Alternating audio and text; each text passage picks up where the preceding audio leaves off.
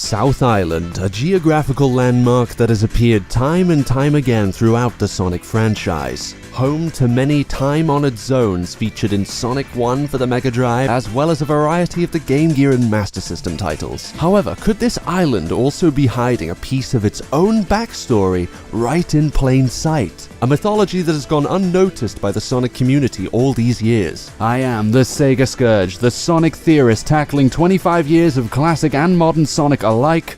Let's find out.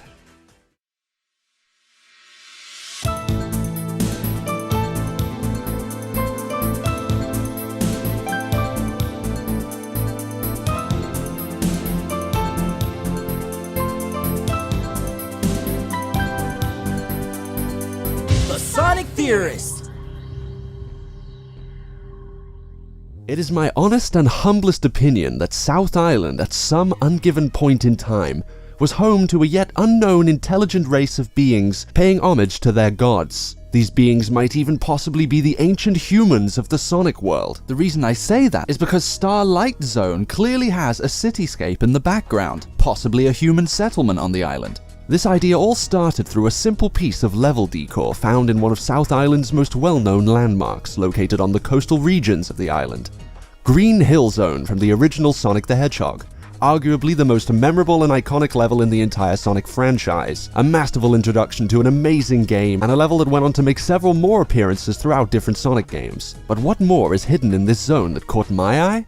Well, the answer to that burning question is totem poles. It always struck me as odd why these were chosen to be scattered in and around the place, but then it hit me that these totems are a clear indicator of some kind of native tribe having taken up residence in the zone. In real-world history, totem poles do not represent any kind of religious beliefs. They are instead used as a way to communicate important aspects of the culture they belong to. They are of symbolic meaning, recounting legends, knowledge, or even self-expression, almost objectively showcasing characters or events in a story. Also, the earliest real-world totems date back to around the early 1800s, possibly predating that.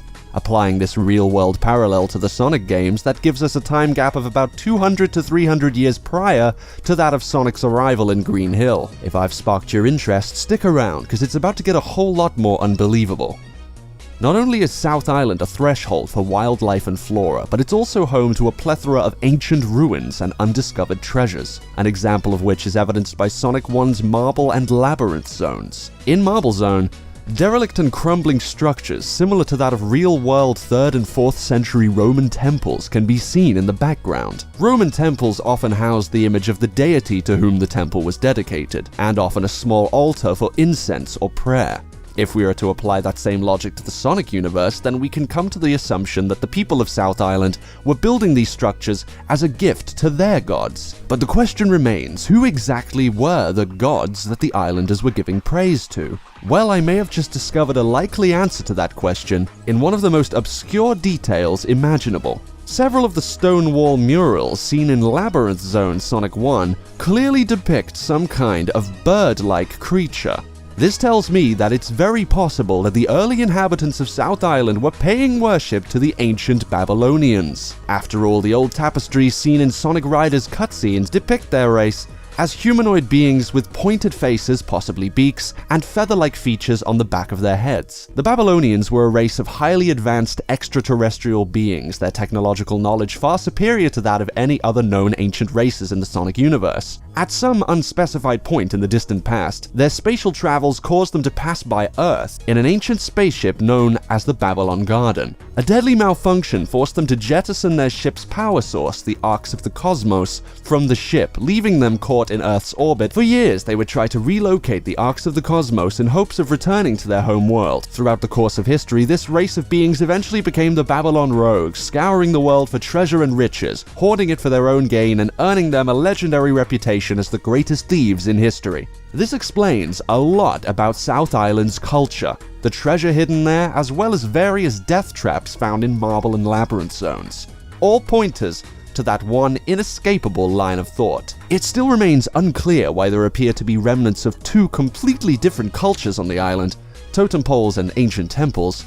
though that might just indicate the same people worshipping the same race over the course of several centuries. Gauging when these monuments were created or when and why the people of South Island began worshipping the children of Babylon is also still unclear, made all the more difficult by the fact that the Babylonians' arrival on Earth was never specified in the Riders games, making exact time periods hard to place. Though, judging by the inclusion of the temples in Marble Zone, and comparing them with the likes of real-world Roman structures, that gives us a time gap of at least 2,000 all the way up to 4,000 years ago, placing them right around the same time as the era of the Knuckles clan and the Nocturnus, which was already known to be about 4,000 years prior to that of Sonic Adventure. Oh, and moreover, let's also not forget that 6 of the 7 Chaos Emeralds made their first appearance in Sonic 1 on South Island. Is it possible that the Babylonians somehow discovered or stole these ancient gems as a way to fuel their plans of returning to their own world, but then hid them away for fear of being unable to control their power, just like the Arks of the Cosmos?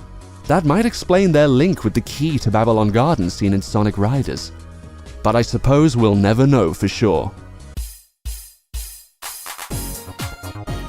So what do you guys think about this theory? South Island sure has a lot of mysteries, huh?